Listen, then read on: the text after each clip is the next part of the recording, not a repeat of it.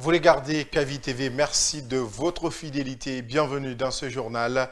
Au sommaire, le président Mamadi Doumbouya dédie son mandat aux jeunes et aux femmes. Une nouvelle page de l'histoire politique guinéenne qu'il veut écrire avec ses couches majoritaires de la population guinéenne. Mais comment l'annonce est-elle accueillie? Réaction à suivre dans ce journal. Et puis une usine et tout son contenu ont été ravagés par un incendie à Dubreka. Un court-circuit serait à l'origine. Pas de perte en vie humaine, mais les dégâts matériels sont estimés à plus de 2 milliards de francs guinéens. Témoignage à suivre. Cannes 2025, le Sénégal est sacré champion d'Afrique après sa victoire 1-0 face au Maroc, pays hôte. Une victoire qui ne met pas le pays totalement à l'abri des sanctions après le comportement de certains joueurs jugés inacceptables lors de la rencontre. Des instances de régulation du football se sont déjà saisies du dossier. Voilà pour le sommaire.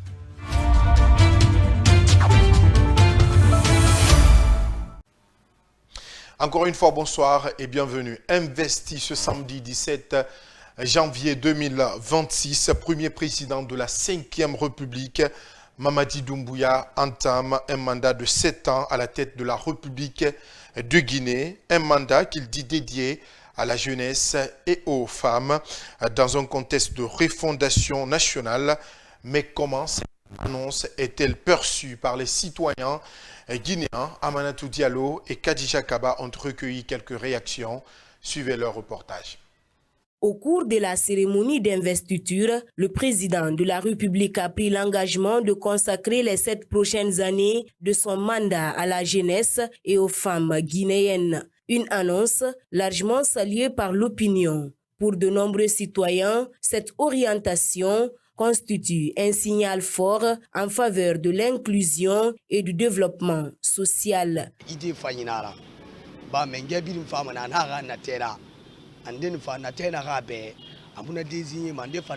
Chaque président arrive avec ses intentions. Certains les annoncent dès le départ, d'autres non. Mamadi Doumbouya, lui, a été clair. Il veut consacrer son mandat à la jeunesse et aux femmes. Cette décision m'a beaucoup plu, car aujourd'hui, l'avenir d'un pays repose sur sa jeunesse. Si nous nous donnons la main, nous pouvons forcément développer ce pays.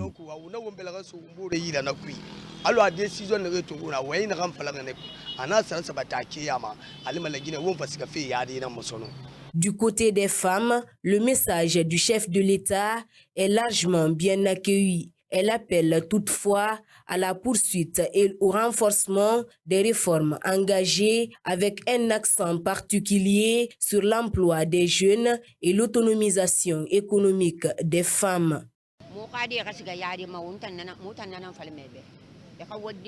Nous souhaitons voir nos enfants avancer et réussir. Nous voulons aussi que les femmes puissent s'épanouir. Le président doit alléger le coût de la vie pour nous permettre d'avoir accès aux marchandises. C'est à ce prix que les femmes pourront évoluer et participer au développement du pays.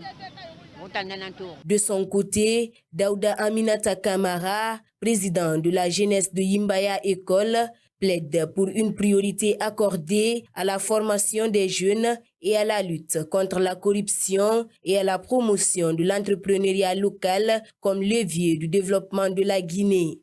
On doit lutter contre la corruption. Si on lutte contre la corruption, tout va marcher en Guinée.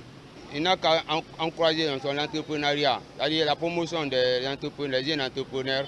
C'est-à-dire au lieu de faire appel d'offres internationales, on peut faire appel d'offres nationales pour avoir des infrastructures, la réalisation de certaines infrastructures. Le président Mamadi Doumbouya entame ainsi un mandat de 7 ans confronté à de nombreux défis et à de fortes attentes sociales. Après l'investiture du président de la République, place désormais au grand chantier de la 5e République pour garantir une gouvernance efficace. Quelles doivent être les priorités pour atteindre les objectifs de développement? Interrogé sur la question, Mahmoud Touré, politologue, décline ses priorités autour de 5 piliers essentiels. Bangali Kamara et Ansou Baïlobal des reportages. Le respect de l'état de droit pour les citoyens doit être l'une des priorités de la 5e République, selon Mahmoud Touré, sociologue et analyste politique. Le premier axe sera la consolidation définitive de l'état de droit. En ce qui concerne ce taxe, c'est la priorité fondatrice, je veux dire, de la Ve République. Elle va impliquer quoi? Le respect strict de la Constitution et des lois. Secondo, l'indépendance effective et efficace du pouvoir judiciaire. Troisième, la fin de l'arbitrage administratif, administratif et politique. Et enfin, l'égalité de tous devant la loi. Ensuite, il cite la mise en place des institutions nationales opérationnelles pour faire le contrôle efficace de l'administration. La Ve République doit passer d'institutions formelles à des institutions opérationnelles. Et les priorités sont lesquelles? La première priorité, on voudrait un Parlement actif, c'est-à-dire l'Assemblée nationale et le Sénat. Ensuite, des institutions de contrôle efficace, la Cour des comptes, les institutions constitutionnelles.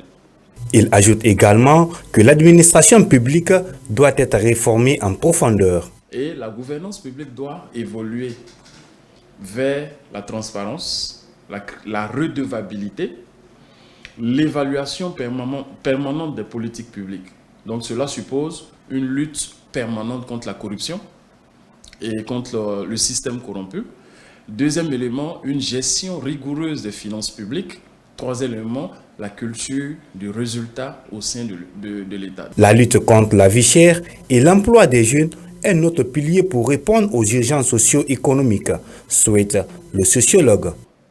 La légitimité de la Ve République se jouera principalement sur un terrain social. Les priorités sont lesquelles? La lutte contre la vie chère, l'emploi des jeunes, l'accès à l'énergie, à l'eau potable et aux services sociaux de base, la transformation locale des ressources minières et la réduction de l'inégalité territoriale. La restauration de la confiance avec les citoyens doit aussi guider la gouvernance de la Ve République pour garantir le développement de la Guinée, déclare Mahamoud Touré.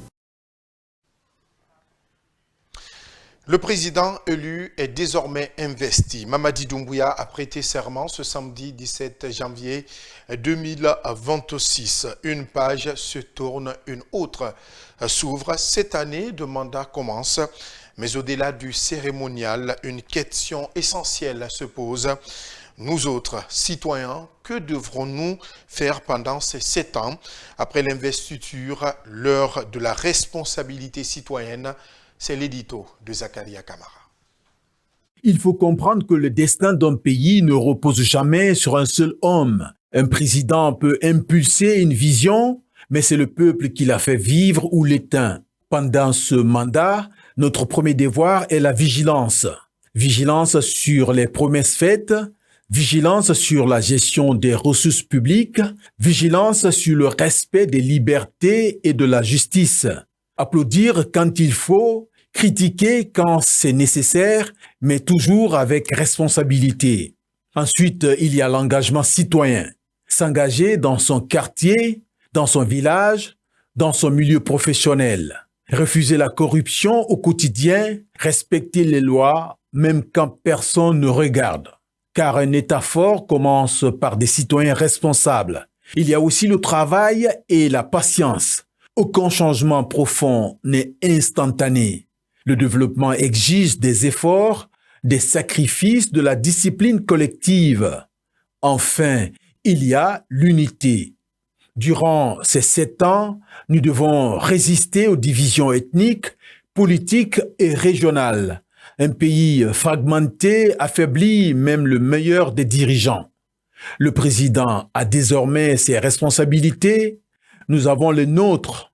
Ces 7 années ne doivent pas être seulement celles d'un mandat, mais celles d'une maturité citoyenne. Car au bout du compte, l'histoire ne jugera pas seulement le président, elle jugera aussi le peuple. Justice à présent, la deuxième phase du procès des événements du 28 septembre 2009 a repris ce lundi au tribunal criminel de Dixine. 2 parties civiles ont fait leur déposition dans l'affaire contre le colonel Bienvenu Lama. Le compte rendu est signé Mamadou Tanoba.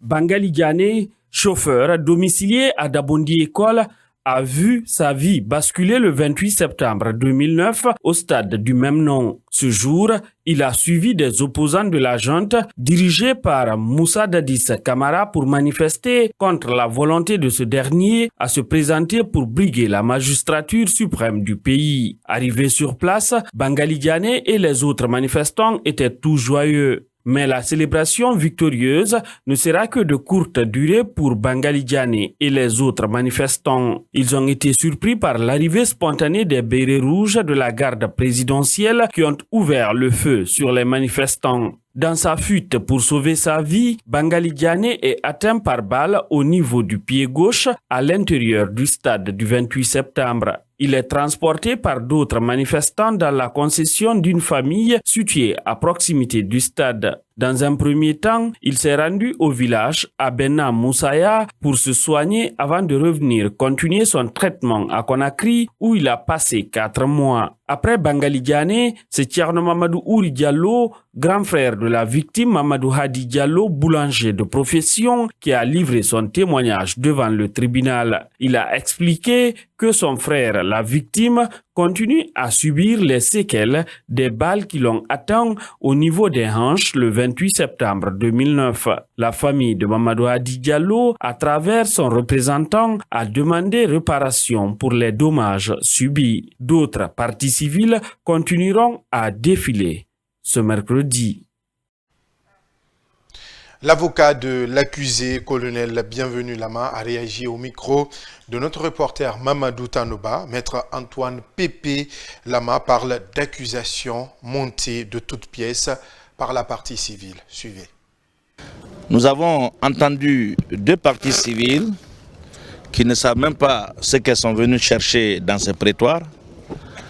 Nous avons entendu le premier qui est venu déclarer avoir été au stade, qui est venu soutenir avoir reçu une balle au stade, mais qui paradoxalement produit au débat 2 documents médicaux qui attestent d'une part que ces blessures sont antérieures aux événements du 28 septembre 2009 et d'autre part la blessure dont il se plaint l'a été dans d'autres circonstances autres que les événements du 28 septembre 2009.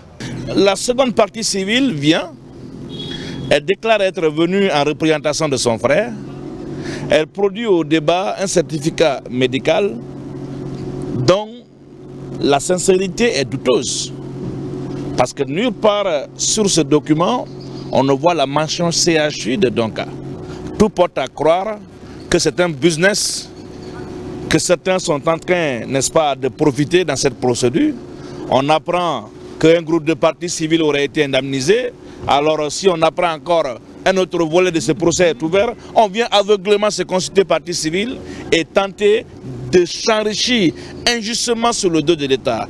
Je pense que le tribunal doit être suffisamment avisé, responsable et prudent pour ne pas laisser place à ces personnes véreuses qui veulent injustement et illégalement s'enrichir sur le dos de cette procédure. Je vous le disais au sommaire, une usine de recyclage de déchets issus de la fabrication des pampèches a été entièrement ravagée par un incendie. Le sinistre s'est produit dans la nuit de vendredi à samedi au quartier Maboya Ouest, dans la commune urbaine de Kagbeleng. Aucune perte en vie humaine, mais les dégâts matériels sont énormes.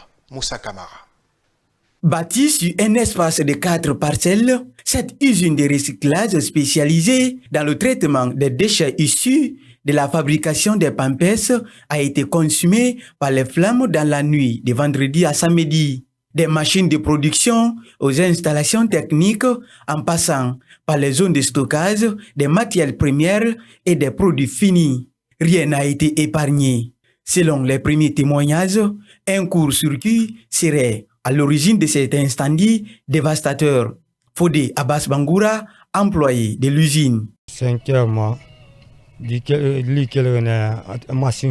À 5 heures du matin, mon ami a chauffé la machine de production et il est revenu se coucher. Quelques minutes plus tard, ce sont les cris du voisinage qui nous ont réveillés et les flammes n'étaient plus maîtrisables. L'ampleur de l'incendie a également affecté le voisinage. Une boutique d'alimentation ainsi que des cuves d'eau ont été endommagées. Malgré l'intervention des sapeurs-pompiers, les flammes n'ont pu être rapidement maîtrisées. Le concours du voisinage a toutefois permis de limiter la propagation du feu. Quand les flammes ont commencé, j'ai pris la moto pour alerter les sapeurs-pompiers. Ils sont venus, mais ils n'avaient pas suffisamment d'eau pour maîtriser le feu. Les voisins se sont mobilisés pour évacuer les objets les plus proches pour limiter les dégâts. Des agents DDG ont aussi aidé en coupant le courant.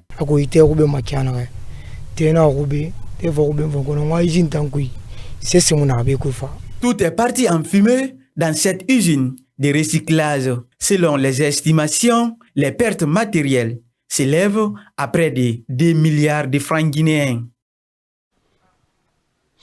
La réparation des téléphones est une activité qui occupe de nombreux jeunes Guinéens et qui les permet d'échapper au chômage.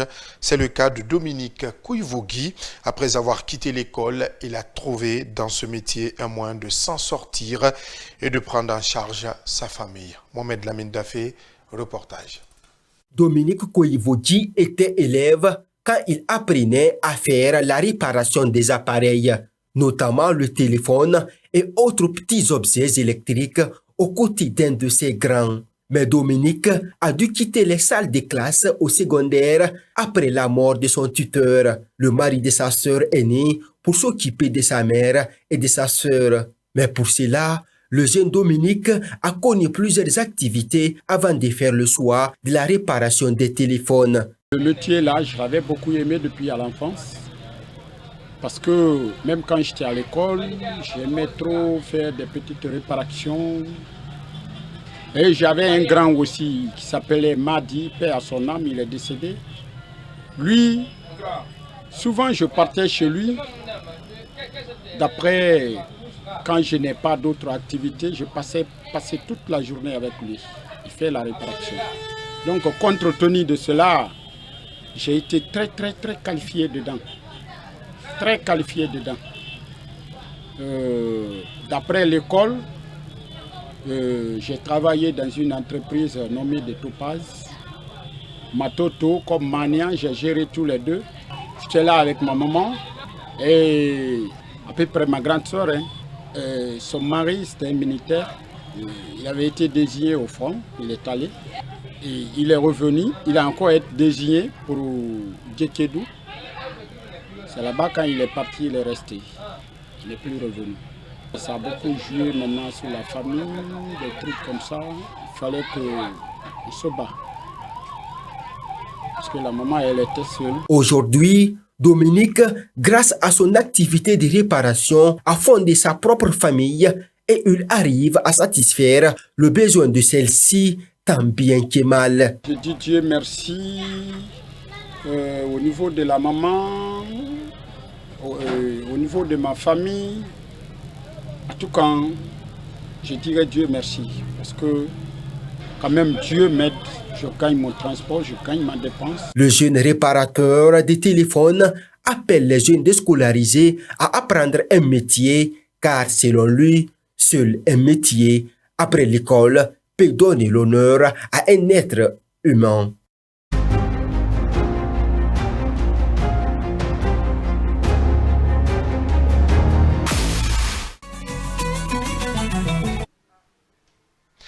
Un mot de sport pour terminer. La finale de la CAN 2025 continue de faire réagir.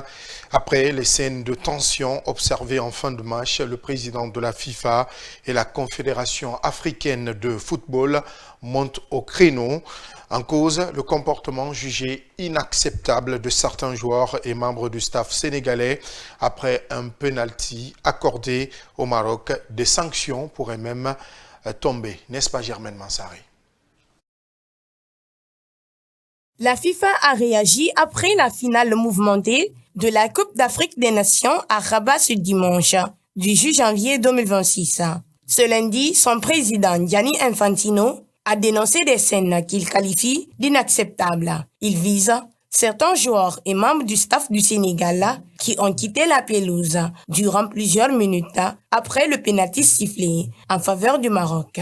À la toute fin du temps réglementaire, une décision arbitrale intervenue juste après un but refusé au Lion de la Teranga. La tension est alors montée d'un cran sur le terrain, mais aussi dans les tribunes, où des supporters sénégalais ont tenté d'envahir la pelouse pendant près d'un quart d'heure. Dans le communiqué, Gianni Infantino rappelle que quitter le terrain de cette manière est inadmissible et insiste sur le respect dû aux décisions arbitrales, affirmant que toute forme de violence n'a pas sa place dans le football. Même position du côté de la Confédération africaine de football CAF, l'instance africaine condamne fermement le comportement de certains joueurs et officiels et annonce l'ouverture d'une enquête. Toutes les images de la rencontre sont en cours d'examen en vue d'éventuelles sanctions disciplinaires. C'est la fin de ce journal. Grand merci à vous de l'avoir suivi. Nos programmes continuent sur KVTV, la télé du développement et de l'entrepreneuriat.